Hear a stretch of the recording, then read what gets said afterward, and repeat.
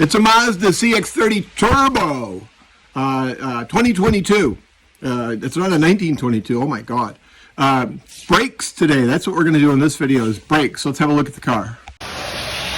All right, here it is. CX30 all-wheel drive. Go look at that. Go look at that. Go look at that. It's Mazda. What does that say?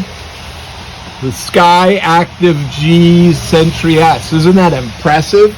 Have that particular spot right there. So we're told this is a tricky part, finding the place to put the jack to jack it up. Yeah, so you got this big old caliper, right? So then right here, these are the bolts, the slides right here, and these are going to get taken off. There's a socket that fits on here. Let's have a look at that. Oddly enough, there's also an Allen wrench goes inside. So there's an Allen wrench fitting or a socket, whichever one you want to put on there, which is interesting because who the hell does that? And that's a 1/2 inch fits on there. So you could put your 1/2 inch on there and loosen up those slide bolts. Let's do it. So a little side note, right? Before you go through the trouble of taking off the old parts, make sure you can get the piston retract in the caliper. Because if you can't get that piston retract, then putting all this new stuff on here is for naught. So the first thing you want to do is clean this up. Make sure the boot's clean so you don't wreck it when you're retracting it. Get this thing retracted. We'll show that in just a minute. Make sure that retracts all the way in seats. Then you can put the new parts on. And before you do that, you're not going to try and retract this before you do what? Yes, because you can have back pressure. You need to take the cap off or loosen it anyway. You need that back pressure so the fluid goes back into the reservoir. Do that before you retract any calipers. So what we ended up with is a C-clamp on the back of the caliper piston, and then the shoe that was on the rear, on the inside, was thinner. The shoes on the inside wear out. So that would fit. So put the C-clamp on here and just turn the C-clamp and compress that piston. So the caliper's off, right? So we get put the caliper somewhere safe so it's out of the way. And then we've got these little doodads here. I'm going to call them doodads. And someone's going to comment below what the doodad is and call me an idiot. But, you know, you got these pins and you got to deal with those before you take the rest of the caliper off. Yeah, so what we're going to do now is just pop these out. You can brush those off with a brush and then just pull these off the shoes. This will pop out of here. There we go, like that. So you're going to take that one off and then take this one off. And we're going to get the shoes out. Pads, actually. They're pads. Don't call them shoes. And then take the rest of the caliper off so we can do the rotor. Do everything. So we're going to take the rest of the caliper off here. And these rear bolts here is 17 millimeter, and you're going to put a big old breaker bar on there and pull on that like you're, oh my God, like you're big and strong.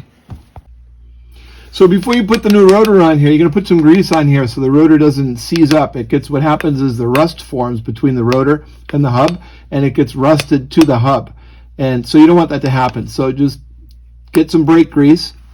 Put some spots of brake grease on there. You don't have to like overwhelm the thing. You know, you're just trying to keep it from sticking to it and seizing up. That's all you're really going to do. Make sure you use some high temperature grease made for brake parts. You know, probably like that one. And you're good to go. You're going to do that on all your rotors when you put them on. Okay, so you're going to do the slides, right? So when you pull the slides out, this boot comes off it just covers the end here. So you're working with this, you want to find out when you take it out, is there any orientation to it when it comes out? Because sometimes, depending on the vehicle make and model, that pin is going to have teeth on it. And you want to know if there's a particular orientation. And you can see with this one, no, it's pretty much the same all the way around. So there's no orientation. Now, one thing you want to notice, you see the grease on the end of that? You don't want to have grease on the end of that when you put that back in. And actually you can see how dirty that is. You see how dirty that is? That's bad. That definitely needs to be changed. So you take the slide out, you're gonna take all the grease that's on there right off. All the grease comes off. You're gonna take your new grease and you're gonna put some clean new grease on there, which is here somewhere. So you're gonna put brake grease on your slide. And what you're not going to do is you're not going to do the end of the slide. You do the end of the slide when you push it in, it won't extend as far as it's supposed to extend inside the caliper, inside its hole. So you don't put grease on the very tip. All the brake grease goes here, and you could just get it all over the pin, like so, and then you're going to just put it in the hole, and you can get some grease in it, grease it like that, and then you're going to put it inside, and there was no specific orientation, so you're going to put it in. You can give it a little twist, get all the grease, and then make sure you get that boot. Make sure the boot seats all the way down so you're not getting water and debris in there. Get that boot seated, and you're good to go. Do the rest just like that.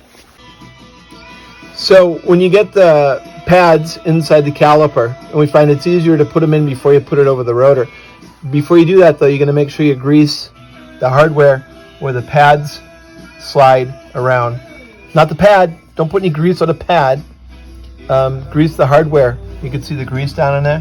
Where the pad slides around, you want to make sure that you get some grease in there.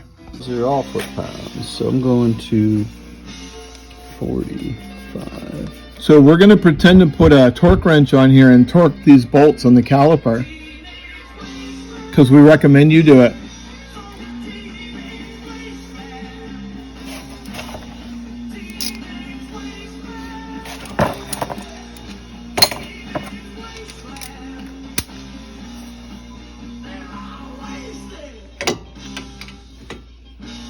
And just like that. So when you're just about done, the last thing you're going to do is put these clips on to hold the pads in place, or whatever they do. Make sure you put those clips on. Very important not to forget the clips.